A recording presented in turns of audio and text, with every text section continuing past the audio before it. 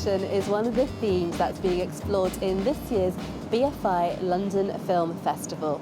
In Michael Winterbottom's Greed, we saw Steve Coogan take on the role of a media mogul exploiting garment workers in Sri Lanka, which is considered to have some of the best conditions in the world.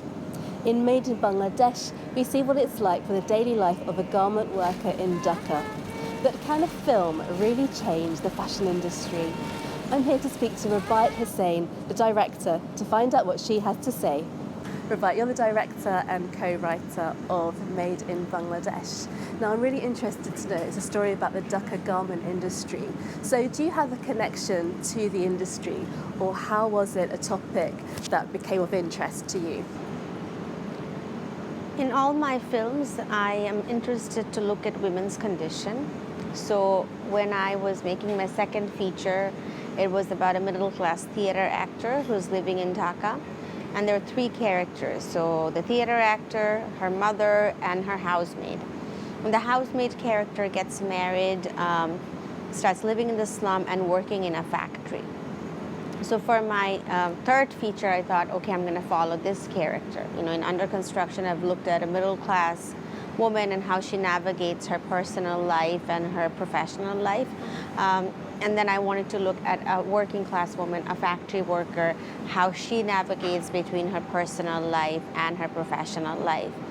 And the figure of a garment worker is very prominent in Bangladesh. If you have ever visited Bangladesh, gone to Dhaka, you see the women who are walking on the street are mostly factory workers. You see them walking in the morning, you see them walking in the evening after work. And because of them, Bangladesh has become a middle-income economy now. They really carry the backbone of our economy. So when I started doing my research, I realized more and more how significant these women are to Bangladesh, and I felt more drawn to tell the story. So in terms of it being about being set in the garment industry, now a lot of us have seen imagery in the news and we've got visions in our head of what we think factories will look like. So when you actually started researching this film, was that the first time that you've actually stepped inside a factory? And if so, was it different to what you expected? I actually stepped inside the factory for the first time in 2013 when I was filming for Under Construction, because Under Construction also had some scenes inside factories. So I had gone inside some factories and we had filmed in there. For Made in Bangladesh, we had many scenes to shoot in the factory, so we could not actually shoot in a real factory, and we created a set for that. There's a scene in the film where our lead character is told that the garment she's actually making is going to sell for approximately 3 times her salary. So I actually wondered, how many garment workers are actually aware of that? And is it a topic that concerns them, and do they talk about this fact? I would say that they have to be made aware before they talk about it. You know, like in the film, you see that she's being given this information by an NGO worker.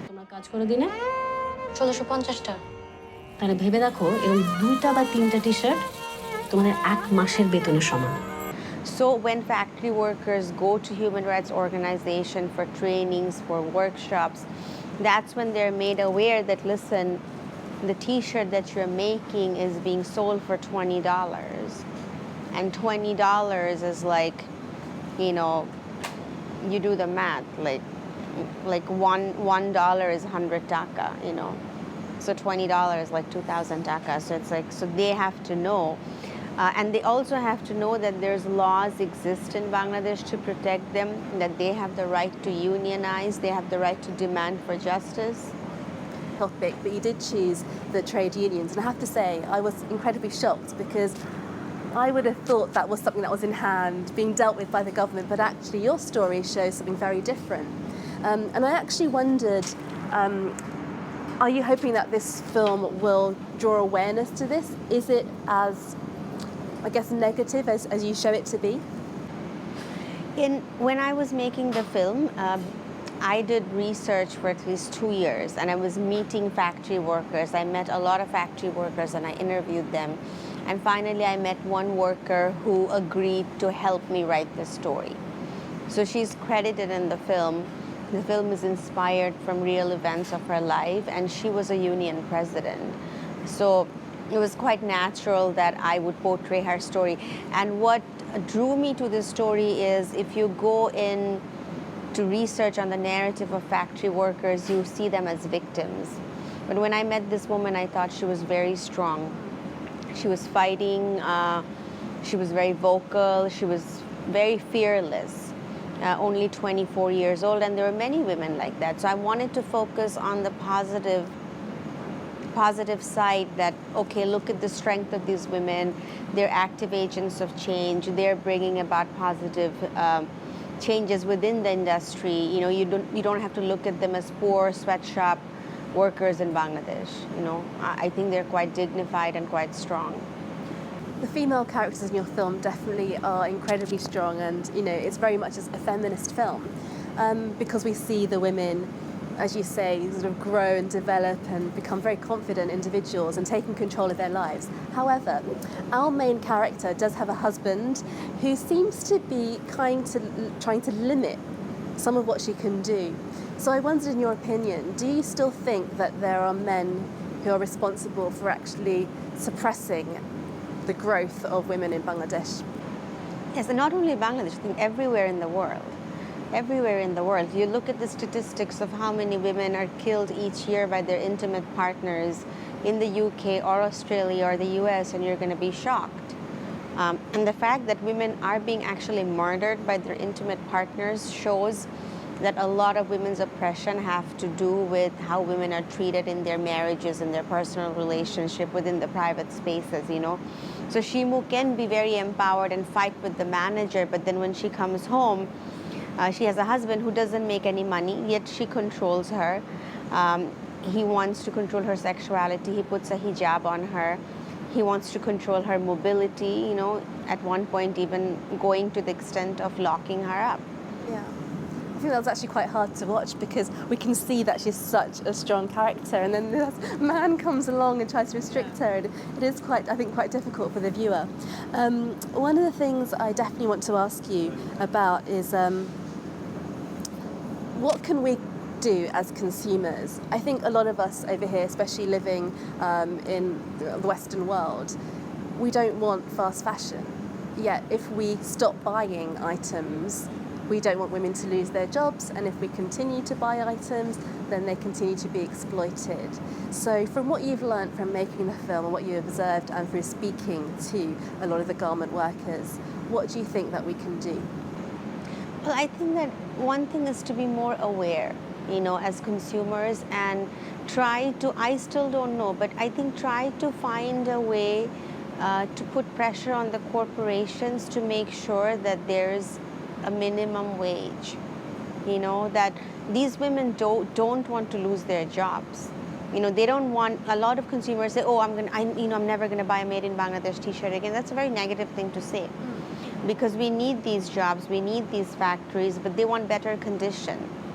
So I think there's a responsibility to try to find out that how much is this woman being paid, you know, like we want these women to be paid better. When I was making the film in 2018, the pay scale was 5,600, and already now it's 9,000.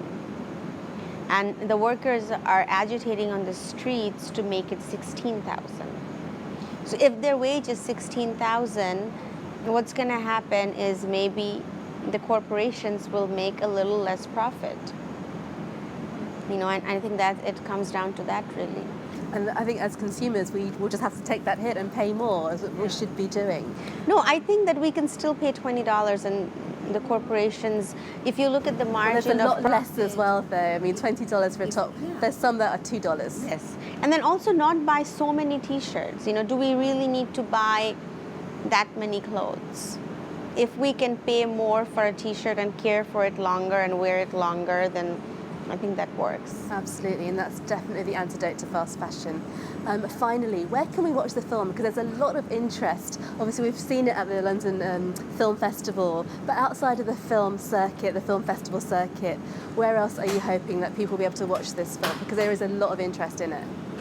We're theatrically releasing the film in France, Denmark, and Portugal end of this year, and then hopefully in Bangladesh next year. And the film is represented by Pyramid Films from France. They're the world sales agent. So they're having meetings everywhere. They also had many meetings here at BFI, so we're hoping that we're going to be able to theatrically release the film here in the UK. Fantastic. I wish you all the best with that, and thank you so much for making such a fantastic film.